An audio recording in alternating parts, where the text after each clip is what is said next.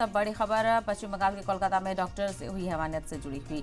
तो इस मामले को लेकर देश भर में गुस्से का माहौल देखने को मिल रहा है। आज और कल कई मेडिकल तंजीमों और कई नामी अस्पतालों में मुजाहरा देखने को मिला। देश भर के आयुष डॉक्टर्स हाथों पर काली पट्टी बांधकर इलाज करेंगे और एहतजाज दर्ज कराएंगे। वहीं कोलकाता में हुई इस हैवानियत के खिलाफ कल यानी कि 17 तारीख को इंडियन मेडिकल एसोसिएशन 24 घंटे के लिए देशव्यापी बंद की कॉल दी गई है। मुजाहिरीन तलबा ने कहा है कि डॉक्टरों की सिक्योरिटी के लिए मरकजी कानून बनाने की उनकी मांग अगर 72 घंटे में नहीं मान ली जाती है तो वह इमरजेंसी सर्विस भी बंद कर देंगे।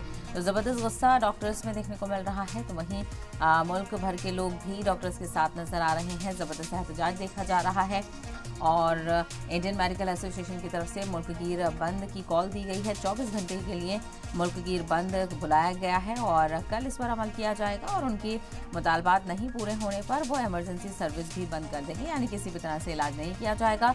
ऐसे में मरीजों को शदीद परेशानियों का सामना करना पड़ सकता है, लेकिन मामला काफ़ी गंभीर है और काफ़ी हसास है।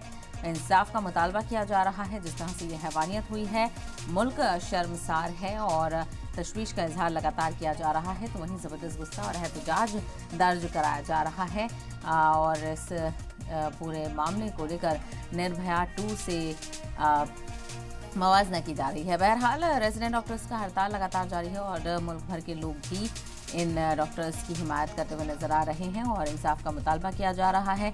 वुमेन सिक्योरिटी को लेकर भी लगातार सवाल उठ रहे हैं।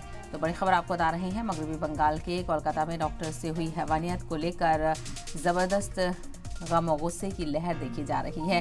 आज और कल कई मेडिकल तंजीमें और कई नामी अस्पतालों में मुजाहिरा होगा और आज देश भर के आयुष डॉक्टर्स हाथों पर काली पट्टी बांधकर इलाज करेंगे और अपना एहतजाज दर्ज कराएंगे।